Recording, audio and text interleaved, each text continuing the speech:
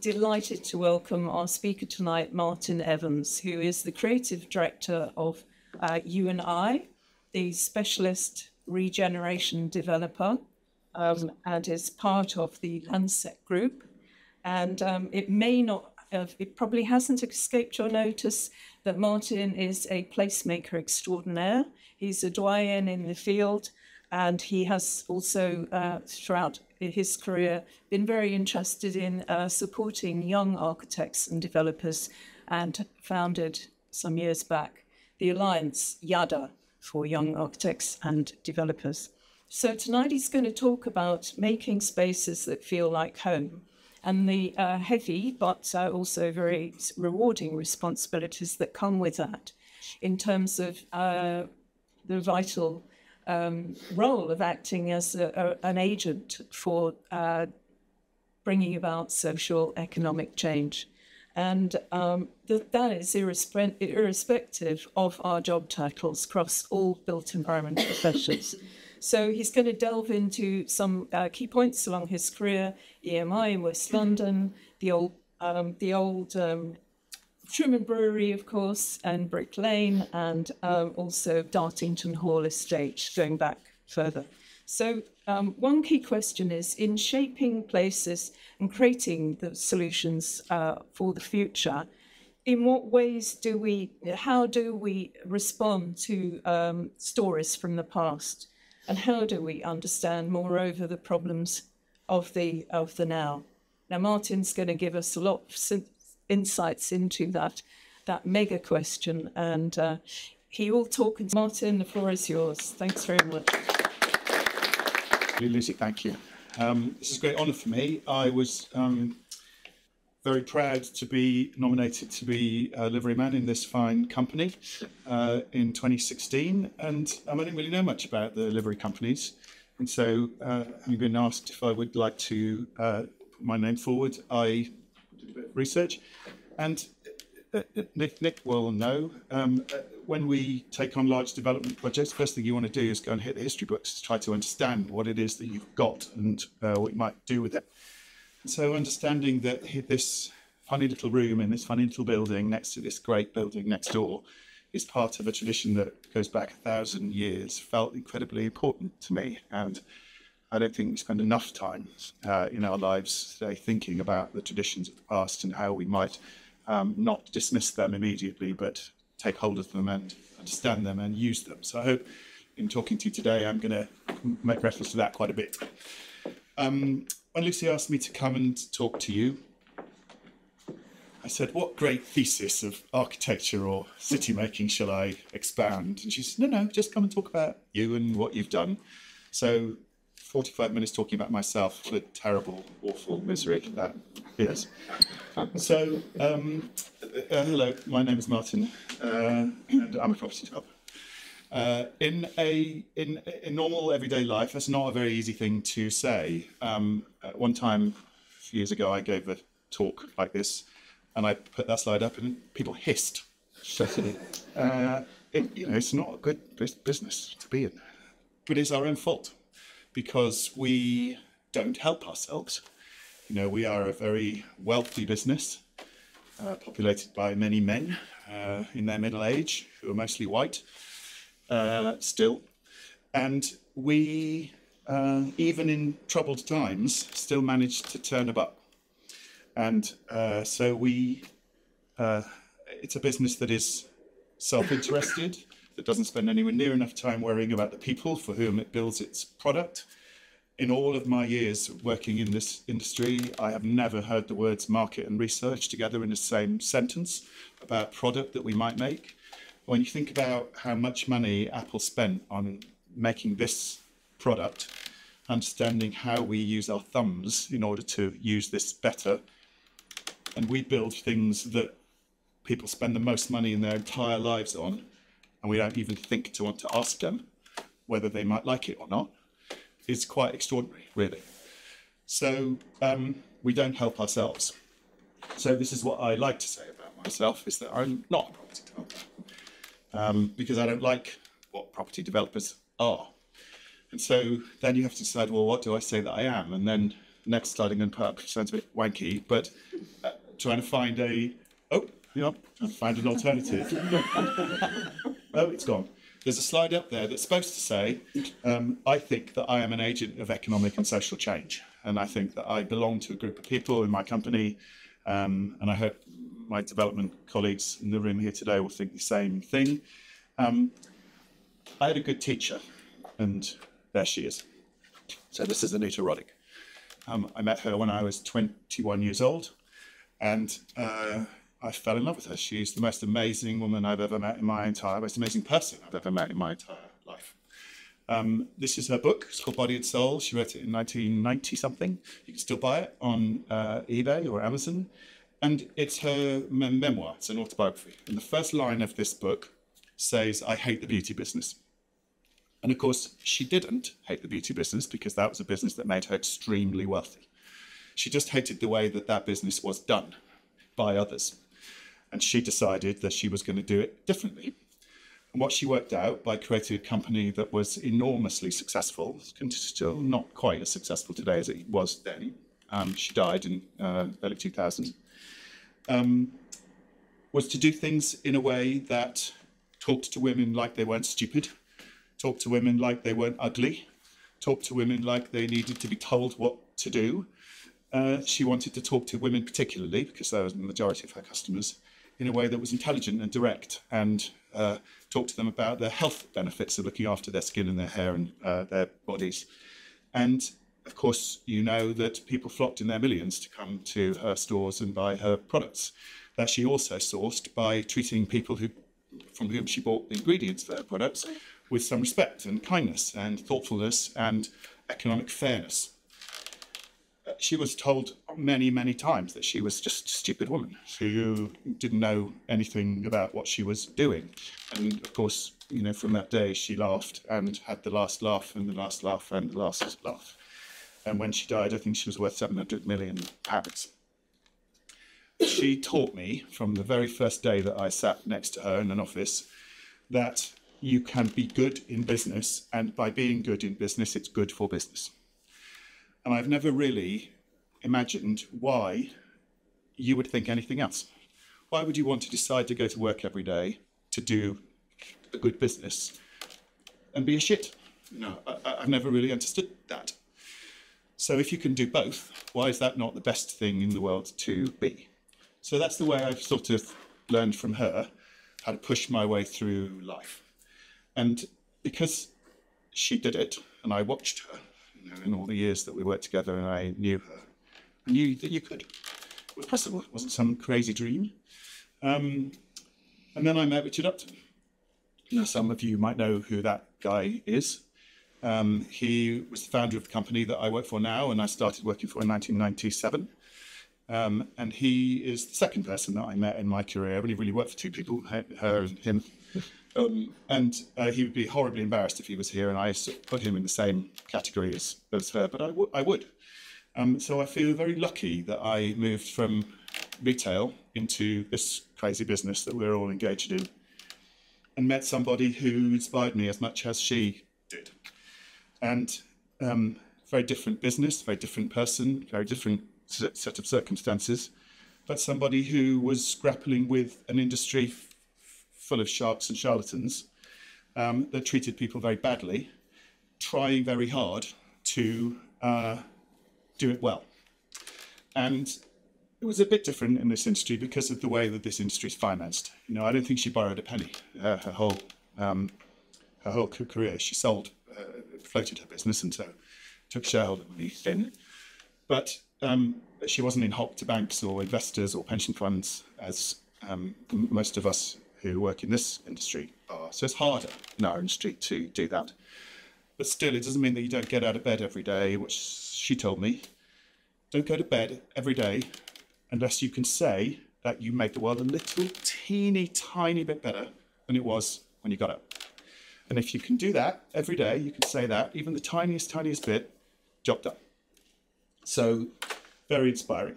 So I'm not a property developer, and I don't think you are built environment professionals either. It's just too boring. So I think that's what we are. I think that we are a bit long and complicated, and I don't really want to put that on a business card if we'd had them these days, but I think that that's what we are. And if we get up in the morning and come to work and imagine that that's what we are, and that's what we are here to do, we will behave differently from 9 o'clock in the morning till 7 o'clock when we go home at night, and do things differently. And I think just that slight shift in how we describe what we do might help us to do things a little better. I'd been living in New York in the very early 90s, working with Anita. And I came back to London. I lived in Manhattan. And I mean, honestly, the most amazing job. Worked for a super cool British retail company in the States. Imagine how just sexy that was to be, camp up my posh British accent and go around New York with the ladies of the beauty industry of New York. Here was this gay boy in New York pretending to be posh. It was a dream.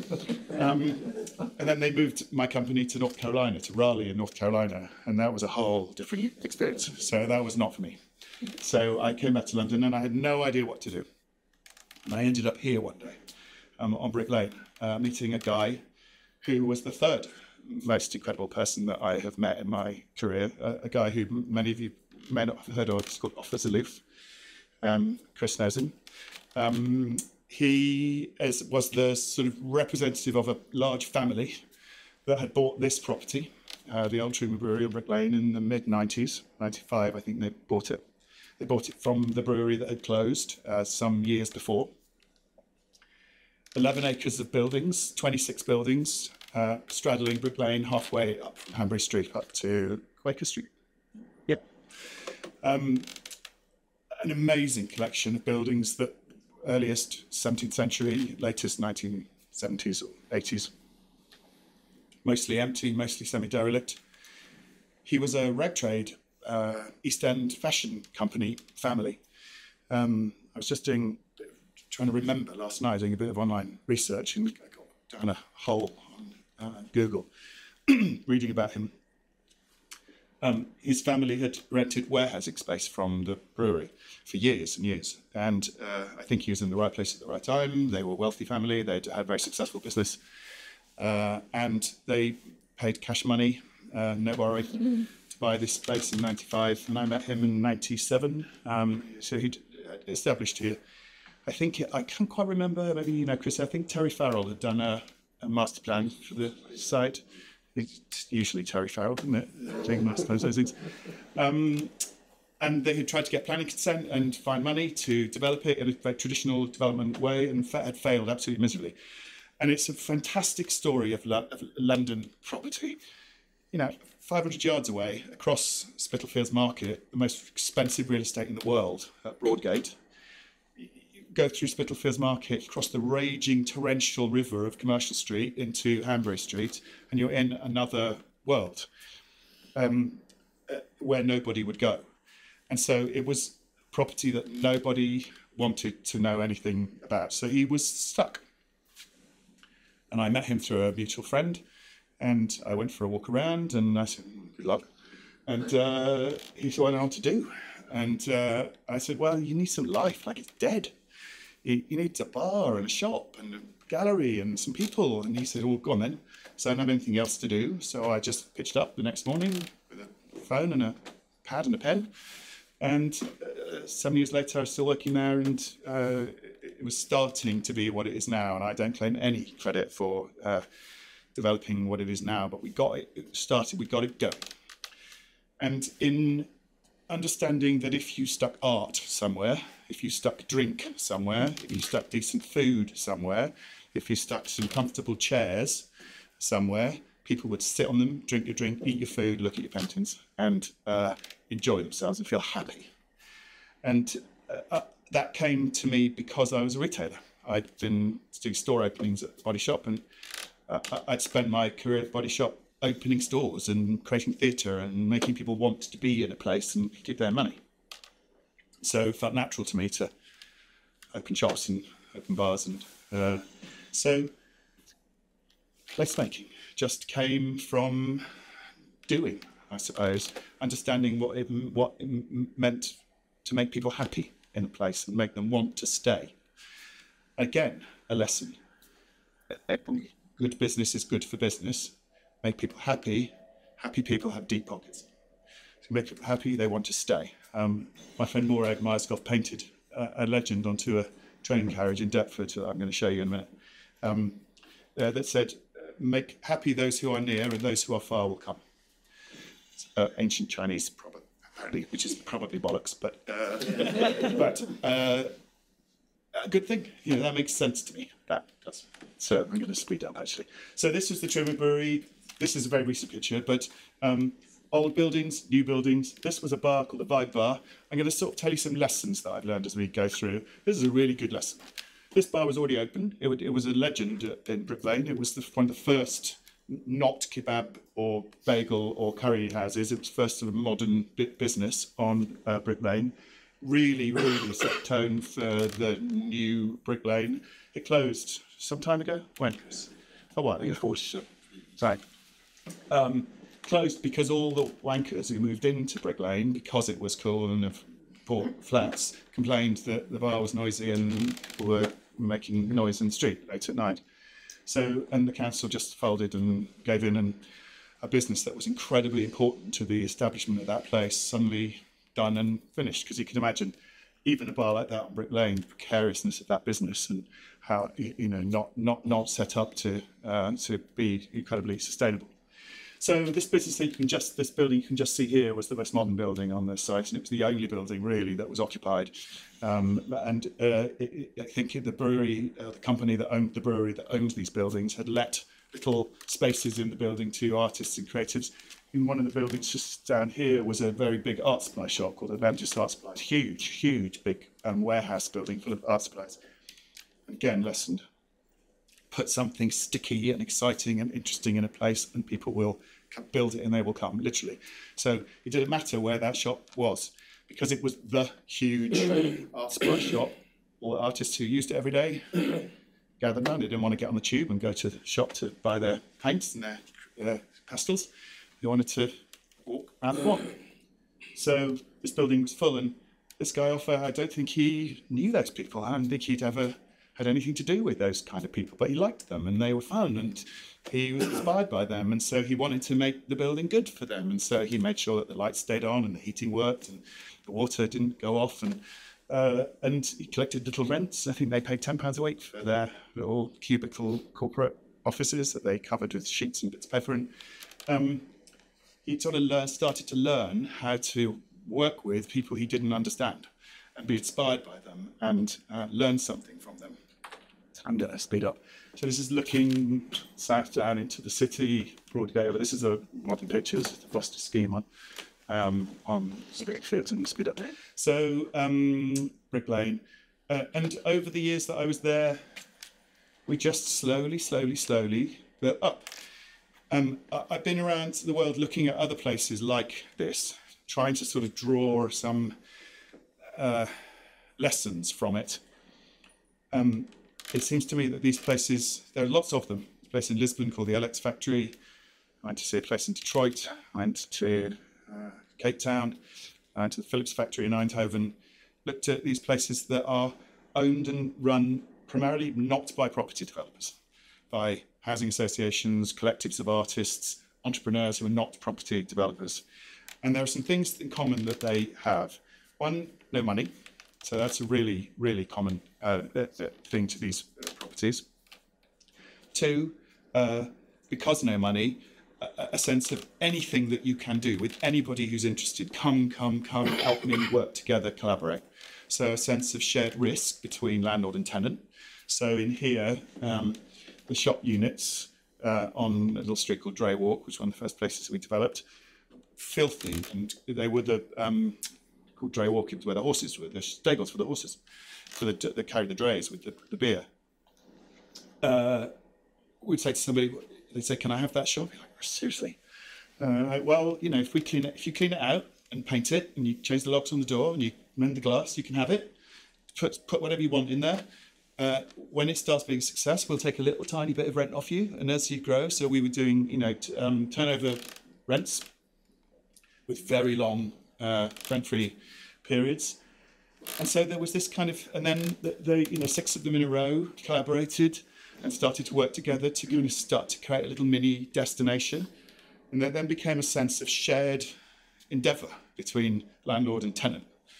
And there was no sense that there was this sort of wicked landlord that was fleecing the poor small businesses. We couldn't have done our job without them, and they couldn't have done their job without us. And so there was this real sort of connection, an investment that came out of a shared adversity, no money.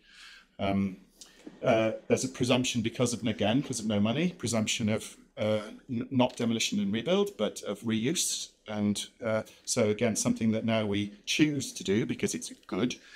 Then it was an economic necessity that meant we didn't pull buildings down, because if you had a building, what would you pull it down for? Just get a brush and clean it.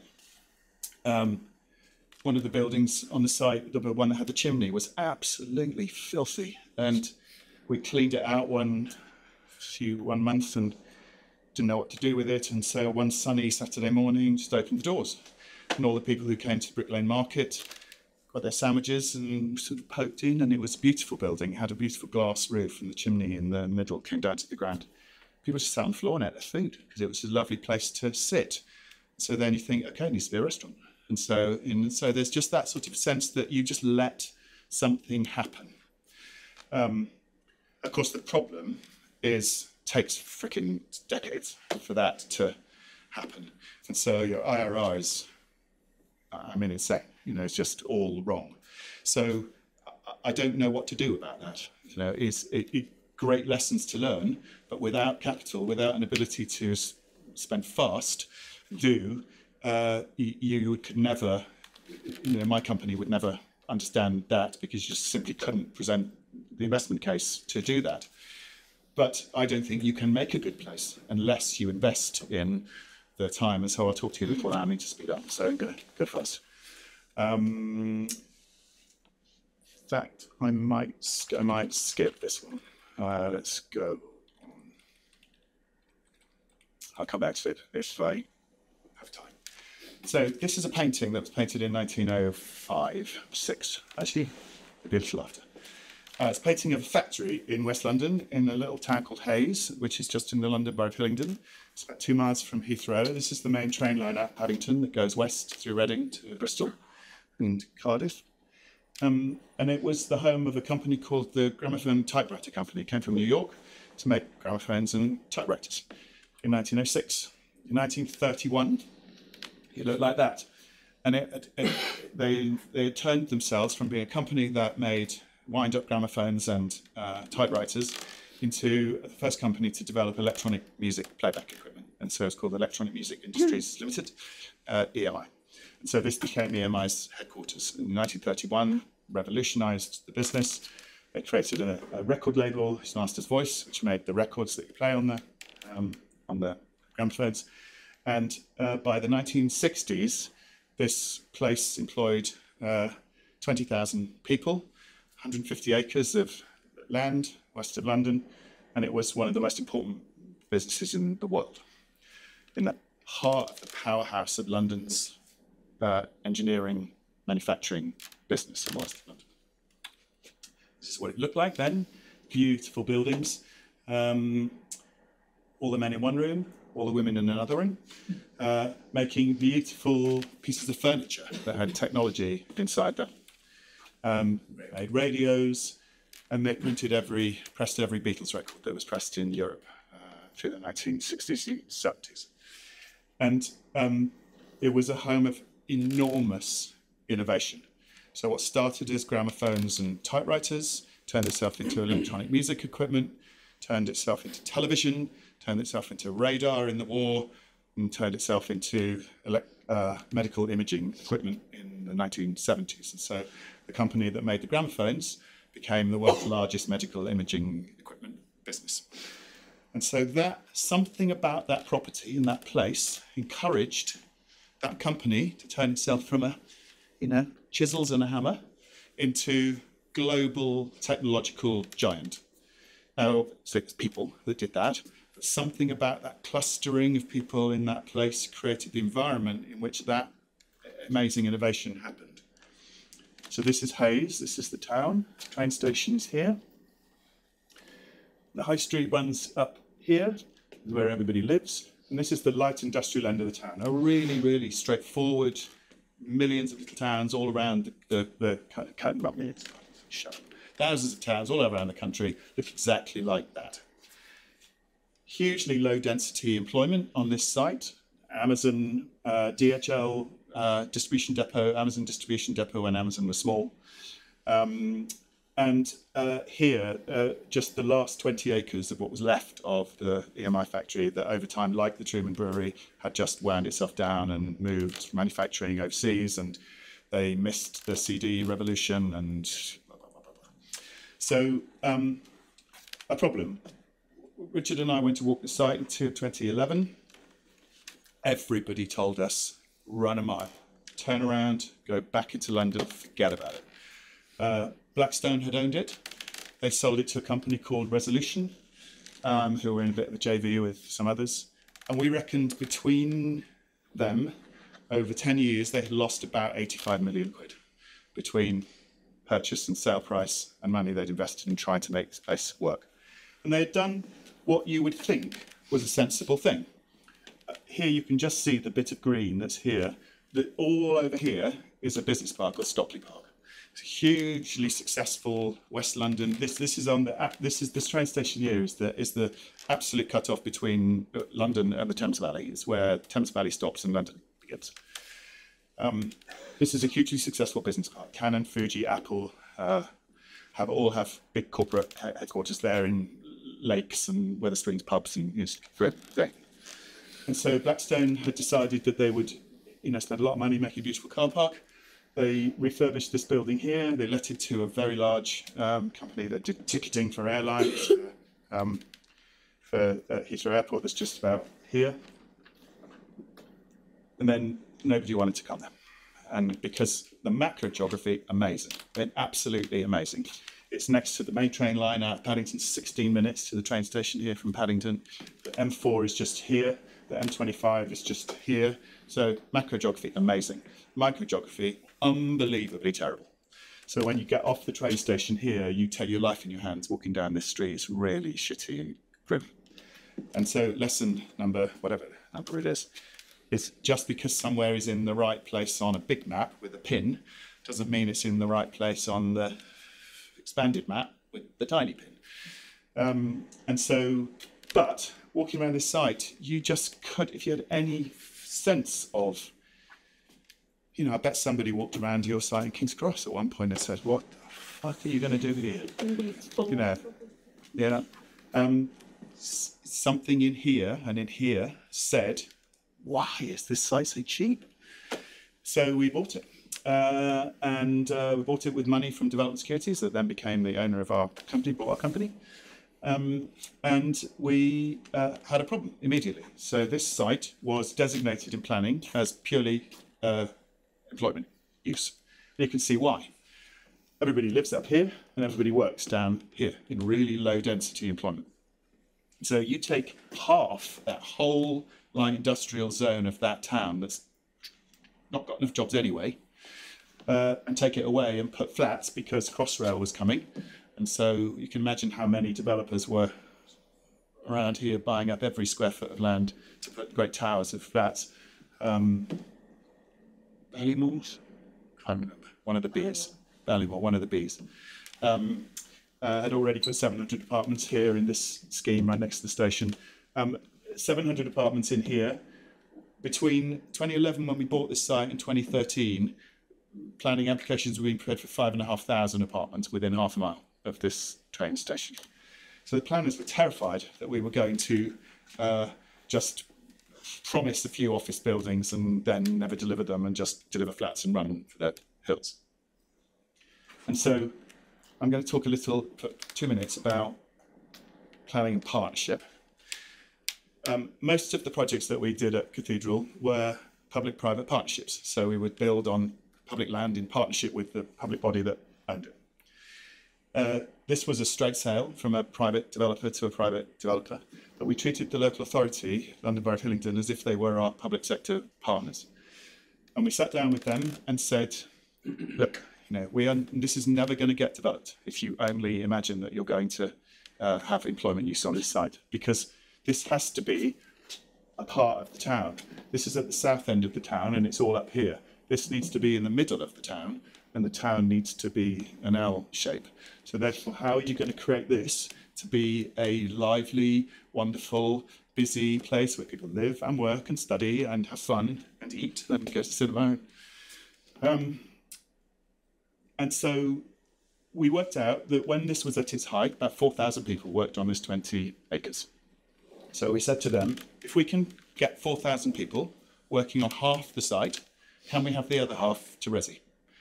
And they said, yes. So then, of course, we had to do it, which was not the easy bit. So because we had almost 700,000 square feet of office space here, so we had plenty of office space for desks for 4,500 people, maybe closer to 1 million square feet, actually. But how do you get companies to bring thousands and thousands of employees to come and work in this place where probably 20 people work in there? By making it a place, by making it attractive. And so we set about doing that. So unbelievably, Blackstone called it London Gate Business Park, because it was the gateway to West London. And this was called London Gate 1. I sent Morag Maskoff, my graphic designer friend, down to put that sign up. Being the diligent designer that she is, she did her research to understand what it was that she was putting a sign on. And she came into my office and she said, "Oh my God, you never told me." And I said, "What?" She said, "About this place. It's amazing." And she proceeded to show me a 75-slide deck of the history of this amazing place that nobody had the slightest bit of attention. There was no mention of it in all the due diligence that we got from the people we bought the site from. And so we immediately renamed it the Old Vinyl Factory and started to take a look at this. I don't know about you, but I mean, this is porn of the highest quality for people like me. This is what we faced. And so there was one company left in that building. There's about 150 employees. They were very lonely and very miserable and very fed up. So we just started to invest in the place. We stuck 700 7-inch singles up on the wall and gave them a decent cafe instead of vending machines with horrible sandwiches. Painted the walls, made it look lovely, gave them some bikes so they could cycle up to the town. Put a little exhibition in one of the empty spaces of photographs that we borrowed from EMI's archive. Cost, like 4,000 quid to put this thing up. 5,000 school children came through that site in the first year to learn about their town and understand that their shitty little town in West London was not a shitty little town in West London. It was actually the epicentre of the history of pop music in Britain. So helping children to feel a sense of rooted connection in their place from some stupid photographs, black and white photographs out of an archive back in the corner. This was Blackstone's marketing suite. So I gave it to Morag to that. And we programmed it with pop music and Will Self and Radio 1, and we got kids to come and record music in the empty pigeon shit.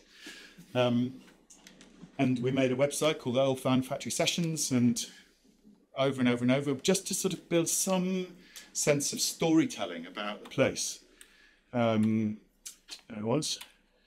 We invited, through the local paper, Louise did it, and anybody who ever worked there to come and see us. That grim, awful place, no one will talk to you, terrible, miserable. No, not thousands. Hundreds of people came on an open day that we had, and brought with them endless mementos and things that they had, gold watches. Robert Elms came and hosted the day to broadcast on Radio London. And so, in lesson number, whatever it is, you just literally have to scratch with your little finger beneath the surface of a place that's dead and buried to find unbelievable quantities of life and people who have an enormous passion for the place that you think is a shithole that's dead and buried. It's just never, ever true. So, and there they are. This is our master plan, Studio Over West. with AHMM, Duggan Morris. Yes. And so what we were able to get with planning consent was a site as dense as the site that it was when it was at its height in the 1950s, operating as a hugely successful factory. This is what it looks a bit like now. So there's Nipper the dog. That's the HMV what do you call it? Logo, mascot, thank you. We had a great big fella up on the thing. Oh, and funny slides. And so from that to that, yeah, there. So lessons from that, no. Never accept that any place is dead. If it's a long way from a tube station and really difficult to get to, doesn't matter. You just got to make it amazing and build it and they will come. It's true that. Then this is Smithfield. I'm going to, Lucy, what time do you want me to stop? We started a bit late. Can I have another 10 minutes? I would tell me we now. Quarter past. Another 5 minutes? What's that? All right. So this is the beautiful Smithfield Market. I'm going to tell you a story now about a terrible plan, terrible property development plan. Smithfield Market, built in the late 19th century, Horace Jones buildings. That's the general market down on the west end of Smithfield. Here it is in all its fabulous 1950s glory. There has been a market at Smithfield for 1,000 years. Right, let's say that again. There's been a market at Smithfield for 1,000 years. And in 2011, Henderson Global Investors submitted a planning application to the City Corporation to build that. An office building, another office building in the city. I'm going to say it again. In a place where there has been a market for 1,000 years. By what imagined right does a group of people have to take a precious piece of land that has been a market for 1,000 years and say, all over now, we're going to put a nice big glass and steel office building in there, give some work to people? It's absolutely, mind-numbingly, unbelievably appalling. So Richard got absolutely spittingly furious, came in the office and waved his arms around, a little more than he normally does every day, and said this is wrong and it has to stop. So here is the wonderful Spitalfields Market. There you go, there's the second half of it, as we're behind the red building. That's what they plan to do what all those property developers do, keep the facade, thank you, like how generous, and stick that fucking thing in there, the middle of it. So there you are, that's what they were going to take out from the existing buildings.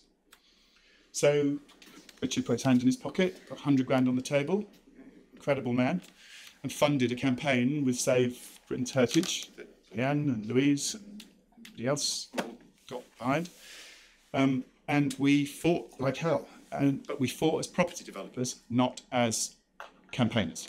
So the rules of planning inquiry, in that if you can show, Katie, don't hate me if I say the wrong thing, and you can put your hand up and tell me get it right.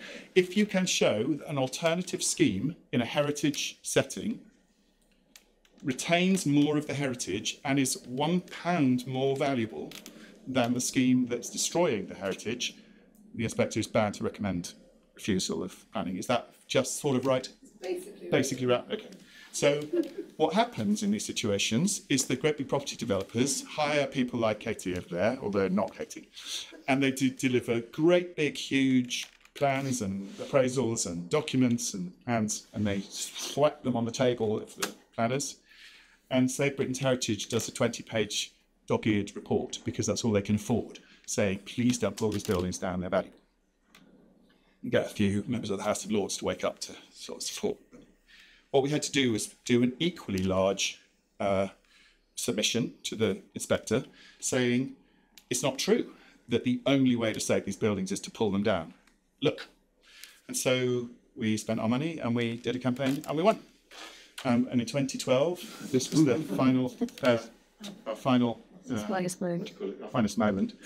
I'm in there somewhere. We had 100 Lady Gaga lookalikes to walk across Westminster Bridge, then say you'd have to be Gaga to tear down Smithfield, and we won. And now the Museum of London is going to go in there, so utter, total transformation. So I don't tell you that because to say, oh, aren't we great? I tell you that because it's a good property story. Now, this is not about bleeding heart heritage campaigners, although that was a very important part of the story. This was about good property development, bad property development, and understanding how you can be a good property developer and win. And now I sit on a panel advising the museum of their new occupation, and they are going to utterly transform that part of the city with Farringdon Station's redevelopment into an incredible, culturally driven new part of the city of London. Right, I'm going to be really fast, Lucy. So then I just sort of got fed up. And in 2016, our company was bought by a company called Development Securities. Because we now had any money, and so we could never do anything that we wanted to do, and they didn't have an awful lot of money either, but they had more than we did. They bought our company, and I didn't like them, and I didn't really want to work there. They didn't feel to me like the sort of people who I wanted to go to work with every day, so I left. And I ended up here. So it could not have been further from Brick Lane and Hillingdon and London property development, and so my amazing friends came with me and helped me, Alex and Louise and Ian. This is Dartington Hall. It's a 14th century, built in 1399 in a little village called Dartington, just a mile outside Totnes in South Hams in Devon. It was at one point owned by Henry VIII, and Catherine Parr lived there after Henry VIII died. And it's the most beautiful place that I've ever worked in my career. It's absolutely extraordinarily beautiful. Unbelievably boring. But that's what it looks like.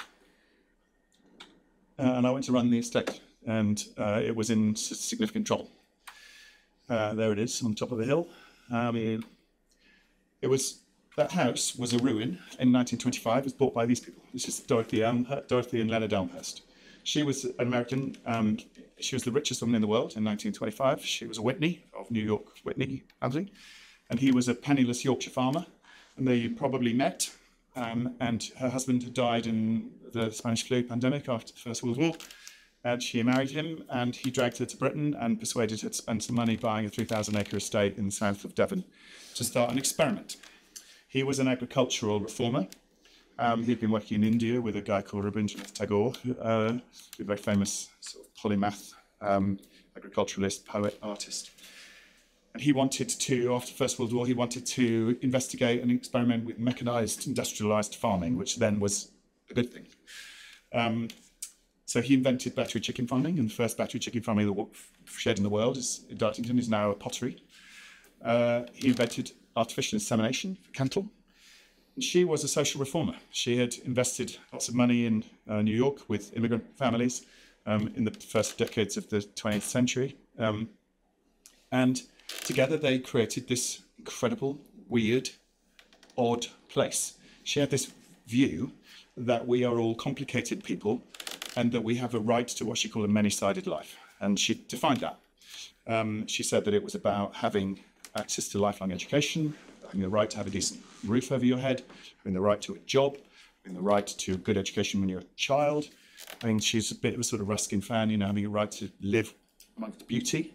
And so she decided to experiment and create a community, create a village. And so she took this tiny little village that was peopled by families of estate workers. This estate had been derelict for 100 years, so you can imagine how poor that village was in 1925 in South Devon. And so she started businesses, and she built schools, and she started a ballet company.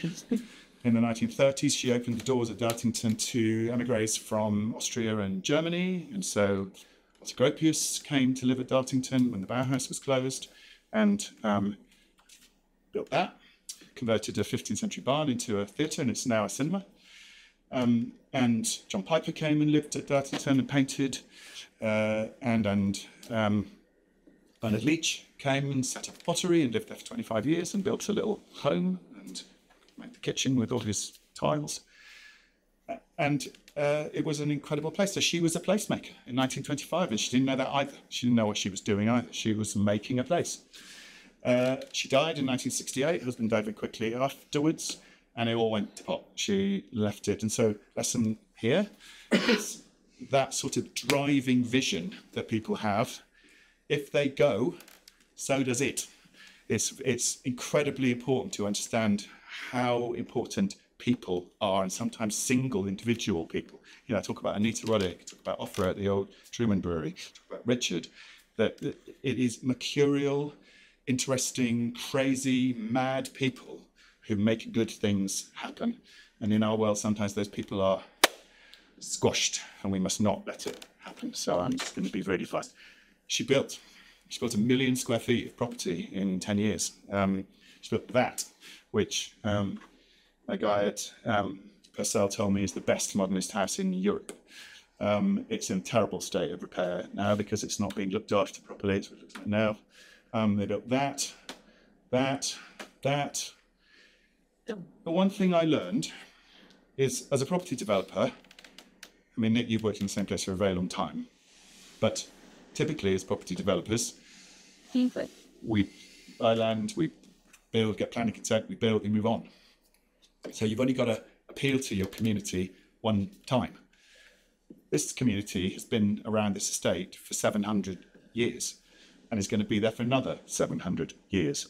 And they are rabidly passionate about their place where they live. And I worked there for only 3 years. And I had the hardest time ever understanding how to stay in the same place and not be able to leave. And if people disagreed with you, you could just say, oh, I'm going to be off soon, I don't care.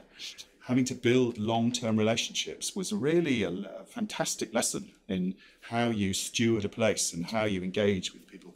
And they were never afraid of walking up the hill with banners telling me, this is Lee, by the way, one of these is Lee, how disappointed they were in me doing something that they didn't like. I will stop in 1 minute. So I'm just going to talk about Manchester. So Katie and I working together on this wonderful project. Something funny's gone on with our slides. This is what I'm spending 70% of my life worrying about at the minute is 24 acres of central Manchester. That for the last 50 years has been derelict railway infrastructure land, and is now about to start building in April to become a new quarter of the city. 2 million square feet of commercial property, 1,500 homes, and we have spent the last 7 years placemaking.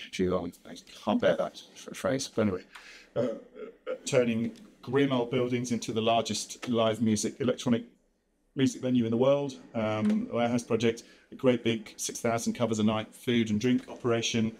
1.6 million guests since the pandemic, and Manchester's first new park for 100 years, which, and I'm sorry, these are all a bit out of sequence, these slides, but we did a park first, cost 25 million quid. Thankfully, we got a lot of money from the government to help us do that in a COVID recovery grant, but what it meant was no buildings yet, just a beautiful public park. And that has been the most significant investment in this place that we could have made. It just has stamped it with a sense of civic place. And it's really, really beautiful. That's what we're going to build. That. I'm going to flip through very quickly. What's next? And that's Bev Craig, leader of Manchester City Council, opening the park a year ago from last week. So I'm going to leave you with, I'm going to wave this around. Every time I do a talk, I wave this around. This is my favourite book I've ever read in the whole wide world. It's not Jane Jacobs' most famous book, which is Death and Life of American Cities. This is called The Economy of Cities. It's like a thriller, this book. I mean, it is absolutely a page-turner. I can't recommend it highly enough. It is a story of how cities are made, and it is absolutely compelling. And she's a genius. She says that the received wisdom of how cities began, which is agriculturally, so collective agriculture, and then people came together to turn things. She says it's all bollocks. And she was very alone in that theory. It's amazing, this book, and the most inspiring thing I've ever read. So I'm going to wave that and say, please be this.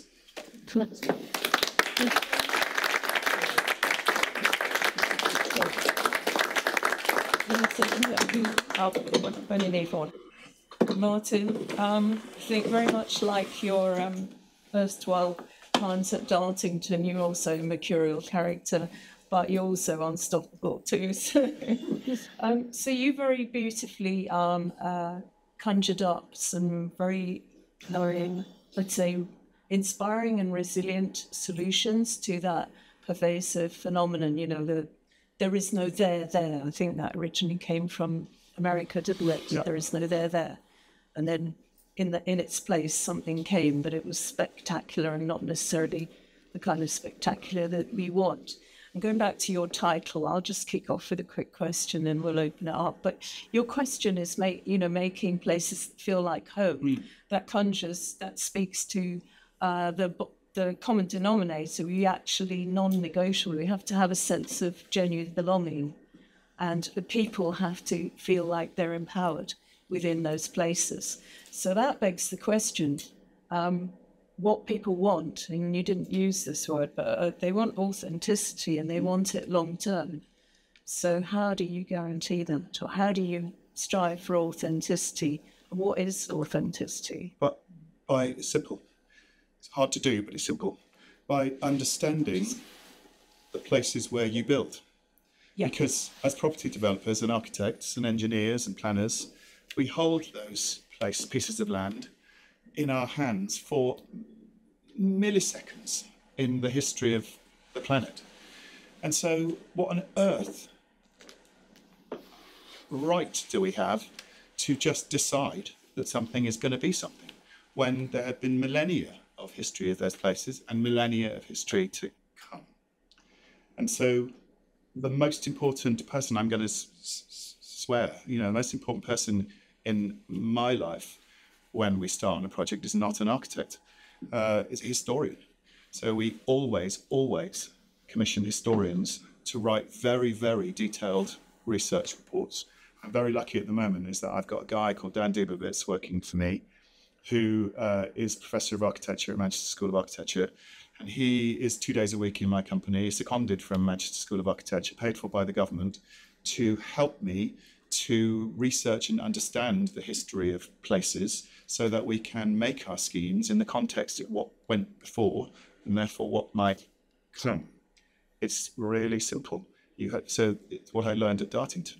You can't, honestly, if I tried to paint a different shade of white on the side of a building, I'd have a delegation from the village questioning me about where I was getting my paint from, what colour was it, and why was I not down in the village, taking over the village hall with paint swatches, asking them for permission to paint my building the right colour white, because they just felt absolutely like they had a God-given right, a much better right than I did, to have a view on the place where they lived and worked and brought their children up and made homes for their grandchildren.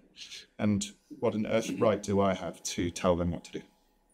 So all over the country, we've got burgeoning creative reuse projects that have been initiated, whether it's by developers or community groups or a mixture of, very intelligent partnerships. And the reasons that they're held back are obviously partly economic, but also because people out there who would otherwise, they need to go through a learning curve to get more leadership and, and real strategic experience. But it's not confident, maybe it's partly confidence, but they also, if they could somehow cross that threshold and think more like built environment professionals, but but agents of social and economic change. How do you? Is there a scope, for? Is there a scope for young people or people of any age to get the kind of skills and tools that they need to? Because basically we're having to turn around all types of typologies at the moment, without I'm minimising the amount of knocking down. Creative retrofitting is big. But people do need more.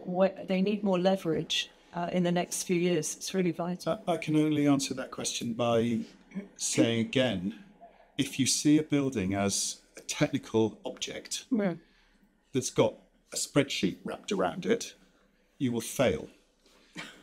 Rather than seeing it as a piece of cultural infrastructure that you need to make work.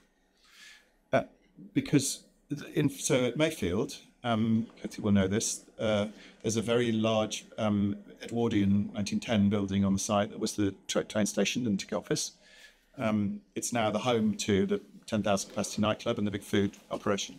In the brief from Manchester City Council, who were the landowners for the project, to pull it down, because they thought that they wouldn't get a developer if they didn't say that you can do what you like. You can flatten it and build what you like. And we were the only developers who bid for that site who said, please, no, can we keep the building? And we didn't get a job. And then the team that did failed. And so we were second bidder and in we came. And, you know, it's a bit of a no-brainer now, but the best thing we ever did on that site was clean that building up and patch the roof and put a nightclub and a food thing in it. It has transformed that project. It has created enormous, straightforward financial value. So it hasn't just become a millstone that we've needed to fiddle around with and to make work. It has become an screamingly successful asset. And that's because of the way that we approached dealing with it, not seeing it as a problem. Yeah, fantastic. Assets of community value, just where it's at. Next to that building is a pub called the Star and Garter. And it's an old Victorian pub, maybe Edwardian, and it's very famous in Manchester. It's a place that 80s and 90s was a hugely famous independent music venue. And the guy that's run it for donkey's years, I mean, every 6 months he's out the front with a banner with Liam Gallagher standing next to him, having a campaign to save it from closure because the latest owner of the building wants to close him down because he doesn't make any money and he just causes trouble. So we bought it. It cost £250,000, and we gave him about as much again to fit it out and do it, and gave him a long lease and told him just go away and stop worrying about money and get on with it. Because for £500,000, we now have an incredible asset right next to our site that no one else can own and fuck up. That is bringing enormous benefit to our scheme, and it just isn't.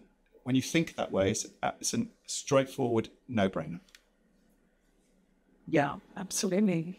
So, does anyone else have questions? Because I've done my two already. Shall we have you and then the guy at the back? Yeah, thanks.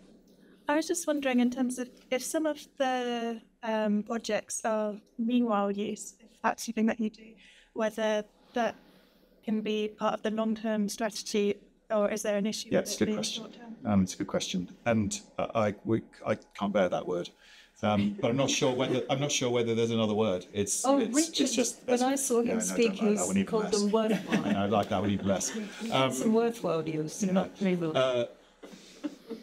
When we brief our meanwhile uses out like that, like the nightclub and the thing, the brief says, how do you start something that will stay there forever?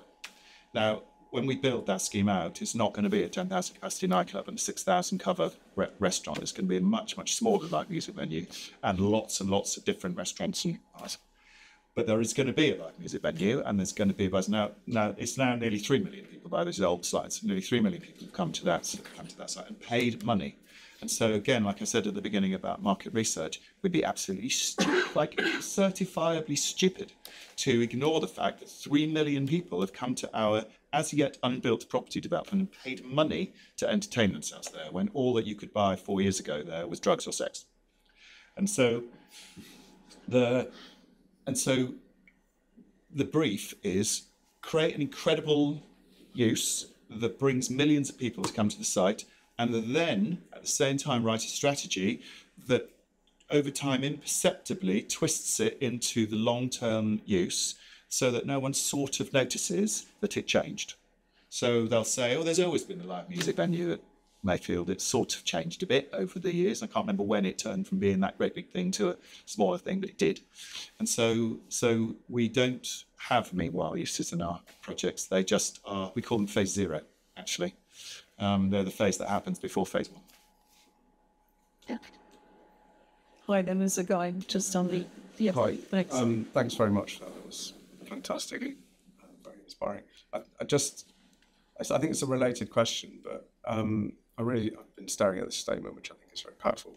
And I think within it, there's a kind of assumption that maybe that cities inevitably change and continue to develop, and that's part of what makes them vital, energetic places.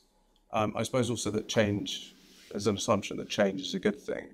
And I suppose my question is how you personally, or you in your career, go about making the kind of value judgments about change in a place, and what should be kept as authentic and what could be kind of changed and improved.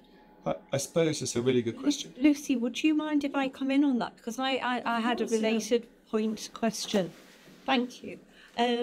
Because what bothers me about that, which I agree with you on, as you and me and many of the people in this room can sign up to that. But there's so many people who wouldn't know what to do with that expression, and they could really bugger up people's lives, and are buggering up people's lives already, because they think they are, but they're not doing it with the care and the knowledge and everything that this young man has just said very intelligently. So over to you. Well, there's the answer. You've got to do it with care and intelligence and as much knowledge. You've got to go do your homework. You've got to do your homework. We wouldn't dare in our business propose anything for the long-term success of our projects if we couldn't demonstrate that there was a damn good reason why it would work. Now, of course you take risk. Of course you do. On a site in central Manchester that's been derelict for 50 years, and the same with Nick at King's Cross, of course you take risks. You take enormous financial risks, putting great big commercial office buildings up and 1,500 homes. Are you going to sell a single one? Is anyone ever going to sit at a desk in an office ever again? But as with the old vinyl factory there in West London, there's been industry on our site in Mayfield since the middle of the 18th century, when a man called Thomas Hoyle came and started a mill to make textiles. And so in the grains, in the grit of that place is industry and activity, and you can scrape the earth away and see it. So, and you can touch it and taste it and photograph it and draw it and learn from it and give it to your architects and say, look at this. It's about doing your homework. It's about trying to, as much as possible, mitigate the risk that what you're doing is stupid and wrong. And sometimes we make terrible mistakes. But not often. Thank you. Shall we have one more question and then break for drinks? And I stress that Martyn is going to be available at the drinks to answer any intelligent questions. So watch out. Yeah, hi, Martyn, thank you very much. Sure. And a question, because all the projects we discussed today are in Britain. Yes. And I just wondered what cities in Europe or around the world do this better than us? That's a really good question. I've wandered around bits of the world looking at property developments, mostly with my friend Louise, who's sitting there. We had a fantastic holiday in Lisbon. Going to visit this amazing place called the LX Factory, and me and Al have been on odysseys around the world. Amsterdam is my favourite city, apart from London, and I love Amsterdam because you can sit down. There are more benches in the streets in Amsterdam than in any other city I've ever been in, and it is unbelievably important to be able to just take a breath and sit down. Now, Amsterdam is a particularly beautiful city. There is an awful lot to look at. But to just at every street corner be able to sit down and watch people walk by, it just makes you breathe out and it feels calm. And so I would love Amsterdam just for that. Aside from, actually, I was going to put a slide in here of a photograph I took last time I went there with Louise, and not that long ago, of a canal with trees and a typical Amsterdam higgledy-piggledy roof line all the way along the street. And you look at it and you just think, it's the most beautiful vista you could ever imagine. Yeah, it's unbelievably simple. It's a bit of water, a few trees, and a not uniform roof line. And now that's not beyond the wit of any architect, planner, or property developer to deliver any of those three things. It's not rocket science. It honestly isn't. Let's just have one more. So it's Nick. Yes. So you're not a property developer. You weren't educated in I was that not. world. Can't I'm read not an a property appraisal to save my developer. life. I wasn't educated in that world. When I first got involved, I didn't even understand the language that people were speaking. The whole education system of real estate teaches people to treat property as a commodity, and it talks about it mostly in financial language. So when you come and speak the way you spoke, which is there's more common sense being spoken by you in the last 45 minutes about property development than I've heard in the last 20 years. But we're producing all these people who wouldn't even understand, they wouldn't associate what you've just said with what they are educated to do. Yeah. So how do we change the fundamental premise of an incredibly good what question. property development actually means? I'm certain that we have the same daily experience in our jobs. It sounds like I've got the best job in the whole wide world. My job is unbelievably hard. I spend a lot of evenings sitting around dinner table with my best friend here and my best friend there, and crying almost at the pain of having to deal with the people that I work with, who I love, who are my colleagues, that I've been colleagues with for decades, because it's hard. It's really hard. I think that, so it's why I started the Young Architects and Developers thing, because I just got fed up of banging middle-aged white men's heads together, architects and developers who just were never going to get it. Mars and Venus, totally different languages. And I realised that it starts young. I do a lot of teaching and lecturing in architecture schools, and I ask the kids, every time I stand in front of a group of architecture students, I ask them, when did you last see a development appraisal? No hands go up, ever. I stand in front of the real estate students at Reading and at Rick's courses, and I ask them when they last had a tour of a Sterling Prize nominated building by its architect. Never. Not one time. Not one hand ever. And so that it starts young. That sort of creative and money thing starts young. I just hold this up. Creative and money. The most valuable company in the world is creative and money. Why can't we do it with the thing that is the most successful money-making business in our country? It's beyond me. But putting those kids together in a room and having them recognize that they have shared problems, that they cannot get a mortgage, they can't afford to live near where they work, they're living with their parents, blah, blah, blah, blah, blah. That they've got something to talk about. And so we, 4 or 5 times a year, put them in a room and give them a beer and get them to talk. And it's amazing fun and incredibly inspiring. And that's all it's about. It's about inspiring our young people, inspiring the future of our business to tell us what to do. Somebody told me once that if you how to run a business is you just hire the best young people you can find and get the fuck out of the way. And that's what we need to be doing. And an alarm is telling us we need to stop. That's probably the case. I can't actually trace it. Anyway, Martyn, that was magnificent. You are really utterly full of common sense, as Nick quite rightly pointed out, but at the same time very mercurial. And anyone who thinks being creative is easy, well, they need to job share or swap jobs with you, obviously. Yeah. But it was really, really insightful. All those projects, they're real sort of lessons for learning for anyone in the room, whether they work in the built environment industries or beyond. We do encourage our audiences, we encourage the visitors to come who are from beyond, so we don't see kind of a big barrier between what we do and the outside world. But yeah, it does very much revolve around people as well. So I think you obviously had a huge benefit of having an amazing first boss. I had amazing mentors. Great mentors throughout the whole. And so that's what drives me to imagine that, it's our duty to mentor and help and support young people in our industry and give them the chance that I had in working with those amazing people. That's really great. So put your hands together and